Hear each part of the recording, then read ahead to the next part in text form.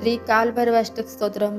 ओम देवराजसेव्यमान पावनाग्रिपङ्कजं व्यालयज्ञसूत्रमिन्दुशेखरं कृपाकरं नारदादियोगिवृन्दवन्दितं दिगम्बरं काशिकापुरादिनाथकालभैरवं भजे।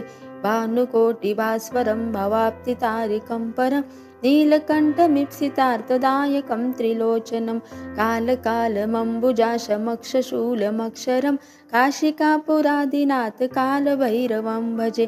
शूलटङ्कपाशदण्डपाणिमादिकारणं श्यामकायमादिदेवमक्षरं निरामयं भीमविक्रमं प्रभुविचित्रताण्डवं प्रियं काशिकापुरादिनाथ कालभैरवं भजे। मुक्तिमुक्तिदायकं प्रशस्तचारुविग्रहं भक्तवत्सलं स्थितं समस्तलोकविग्रहं वीनिक्वन्मनोज्ञहेमकिङ्कनीलसत्कटि काशिकापुरादिनाथ कालभैरवं भजे।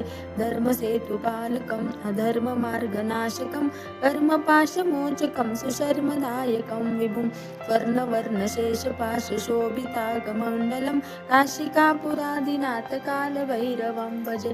रत्नपादुकाप्रभाभिरामपादयुग्मकं नित्यमद्वितीयमिष्टदैवतं निरञ्जनं मृत्युदर्पनाशनं करालद्रष्टमोक्षणं काशिकापुरादिनाथ कालभैरवं भजे।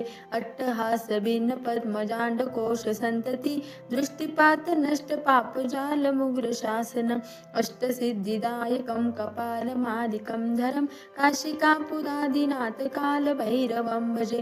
भूतसङ्गनायकं विशालकीर्तिदायकं काशिकावासलोकपुण्यपापशोधकं विभुं नीतिमार्गकोविदं पुरातनं जगत्पति काशिकापुरादिनाथ कालभैरवं भजे। कालभैरव अष्टकं पठन्ति ये मनोहरं ज्ञानमुक्तिसाधनं विचित्रपुण्यवर्धनं शोकमोहदैन्यलोभकोपतापनाशनं ते प्रयान्ति कालभैरवागीसनिधिध्रुवरम् इति श्रीमद्शङ्कराचार्य विरचित कालभैरवाष्टक सम्पूर्णं। श्री स्वामी समर्थ।